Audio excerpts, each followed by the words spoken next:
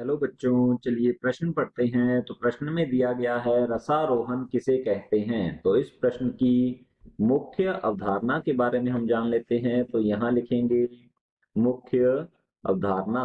इस प्रश्न की मुख्य अवधारणा है हमारे पास रसारोहण। तो चलिए जान लेते हैं रसारोहण के बारे में।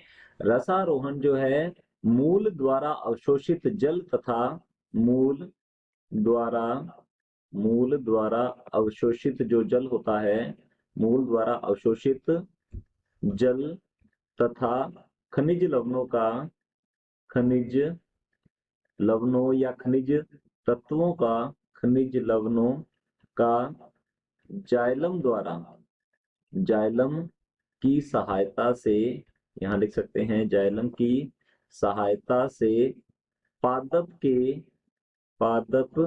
के ऊपरी वायवीय भागों में ऊपरी वायवीय वायवीय भागों में स्थानांतरण जो होता है, वायवीय भागों में स्थानांतरण को रसारोहण कहते हैं। स्थानांतरण को रसारोहण रसारोहण कहते हैं।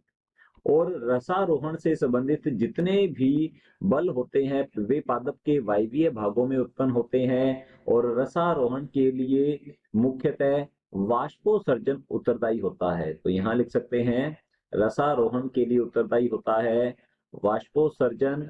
वाष्पोत्सर्जन के कारण पादप के जाइलम के अंदर वाष्पोत्सर्जन, तो यहाँ लिख सकते हैं इस कारण वाष्पोत्सर्जन, खिंचाव या जिसे अपकर्ष कहते हैं, खिंचाव या अपकर्ष उत्पन्न होता है।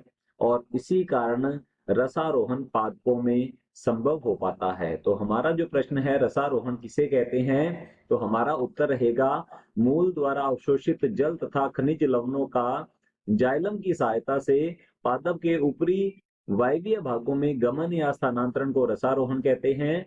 आशा करता हूं आपको समझ में आया होगा। धन्यवाद।